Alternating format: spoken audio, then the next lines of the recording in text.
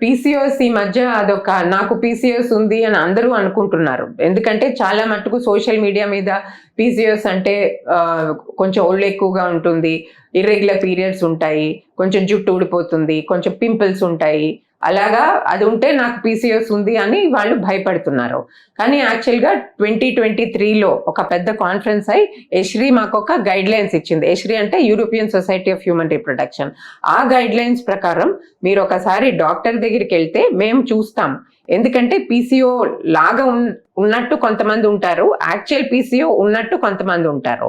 ఇప్పుడు మనం డిస్కస్ చేసాం కదా, ఈ లైఫ్ స్టైల్ వల్ల ఒబేసిటీ వస్తుంది, పొల్యూషన్ వల్ల జుట్టు ఊడిపోయి పింపుల్స్ వస్తున్నాయి, ఇర్రెగ్యులర్ పీరియడ్స్ ఒబేసిటీ వల్ల వస్తుంది. సో అందరికీ పీసీఓ ఉండదు. మీకు అలా అనుమానం ఉంటే ఒకసారి డాక్టర్ దగ్గరికి వెళ్తే మేము కొంచెం టెస్ట్, ఒక స్కాను చేసి నిజంగా మీకు పీసీఓడి ఉందా లేదా అని చెప్తాం.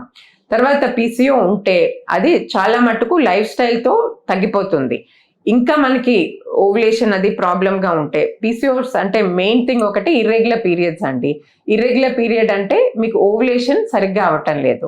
సో ఓవులేషన్ టైంకి అవ్వకపోతే మీరు ఫర్టైల్ విండో అనేది మిస్ అవుతారు, దాంతో ప్రెగ్నెన్సీ లేట్ అవుతుంది. It is as simple as that. Ovulation మీకు లేట్ అవుతోంది, మీకు తెలియటం లేదు ఓవులేషన్ ఎప్పుడు అవుతుందో, అందుకని మీకు ప్రెగ్నెన్సీ డిలే అవుతుంది.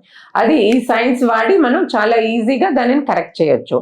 సో మీరు పీసీఓ ఉందని మీరు బెంగ పెట్టుకుని ఏదో ఊహించుకుని భయపడద్దు. అనుమానం ఉంటే డాక్టర్ దగ్గరికి రండి, మేము టెస్ట్ చేసి మీకు ఉంది లేదు అని చెప్పి దానికి తగినంత సింపుల్ టాబ్లెట్స్ ఉన్నాయి, అవి చేస్తాం. 62 లక్షల మంది ప్రజల్లో మెడ్ ప్లస్ బ్రాండ్ మెడిసిన్స్ కి మారడం వలన 915 కోట్ల రూపాయలు సేవ్ చేసుకున్నారు. అదే మెడిసిన్స్ అదే క్వాలిటీతో 50 to 80% డిస్కౌంట్.